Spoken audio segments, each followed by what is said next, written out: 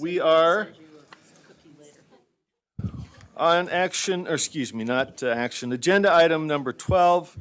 We alluded to this earlier, the Reports and Requirements Task Force. We've converted this from an action item to an information item in the interest of time and also for further development and discussion. So we did have some action leading into the session. We've had some action that's led to prior recommendations to this board. And so if Greg Cannell, our policy specialist, can just give us a brief update. It's kind of a preview, and I'll fill in a couple of gaps about discussions with Representative Pulsipher on further legislative action. Thank you, Chair Moss. I won't take too much time. This is an item that will be coming up before the board again, and so we wanted to put it on here so you could take a look at it and review it, and we'll bring it again to you guys for action in a future meeting. Essentially, what we have is about 10 recommendations from the task force. These top ones you'll probably recognize as having seen them at a previous board meeting. We brought these to the legislature and worked to get some of these items implemented. Some of the more systemic items weren't able to be implemented this round, but we have hopes in the future that some of these things will be able to be put into action. And then down below, these are more actions that were geared towards the USBE and staff's actions. Some are already in motion with staff, and others will be coming to the board for you guys to take action on as well. And we hope to be able to reduce the reports and requiring burden on LEAs through these actions. And without that, I'll turn it back to you, Chair Moss. Thank you.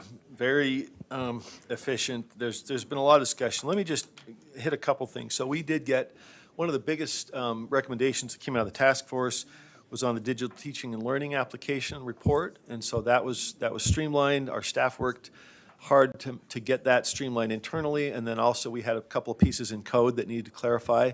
So that was done. We had one on textbook disposal.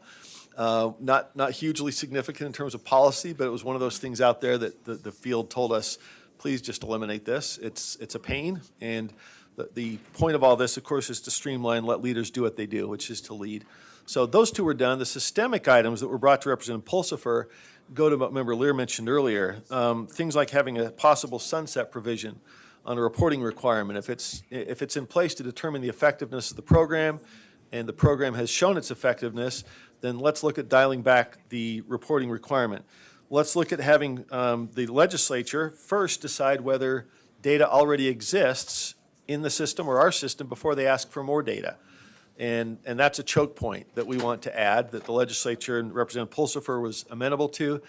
That something similar to that as it relates to USBE actually found its way into a bill that we opposed from Senator Grover, but part of what the scaled down and compromised version of that was to ask us to do the same thing. So before we ask the field for more data, we need to ask ourselves whether we can already get that somewhere else. And so these processes looking forward are hopefully going to apply both to us, which we're now working on, and the next session of the legislature. What came back from Representative Pulsipher, some of these things, as you might imagine, are somewhat, time intensive to talk through and get legislators, get their kind of backstory about why we're asking for this and what it would look like. But Representative Pulsipher is committed to that. So we hope in the next session, she's going to start the discussions during interim, that we will have a similar sort of choke point on the kind of reporting requirements that are routinely attached to bills and revise that process. In the meantime, we're looking at our own house so that we can do the same thing here. And when we go up to the legislature, we can say, we've done our part and here's what we're asking you to do so that we can all, relieve that burden on our local leaders and again, help them have time to lead. So thank you, Greg, for all your work on that. We continue to move forward with the task force. We'll be meeting again probably in April, and then Member Davis has been heavily involved. Did you have anything to add to the report on where we've been, where we're going? No, I would just want to thank all the people who are involved with it. And I really think if we can get, us on board at looking at what are we requiring of LEAs and really the legislature on board with thinking carefully every single bill, this is a great idea. It doesn't take too much time, but then you put it with the other 497, it all adds up. So we'll keep working on it.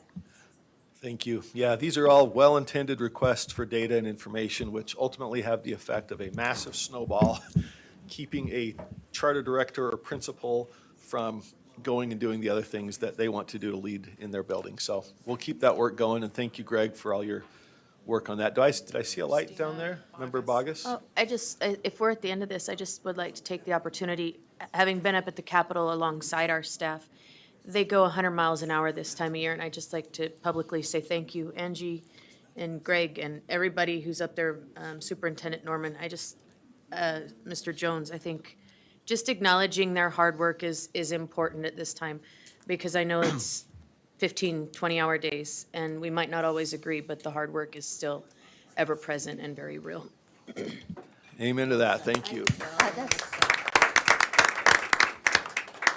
And we will do our best to try to relieve some of that with some of the things we've talked about today and coordination of bills and reports and everything else. So thank you.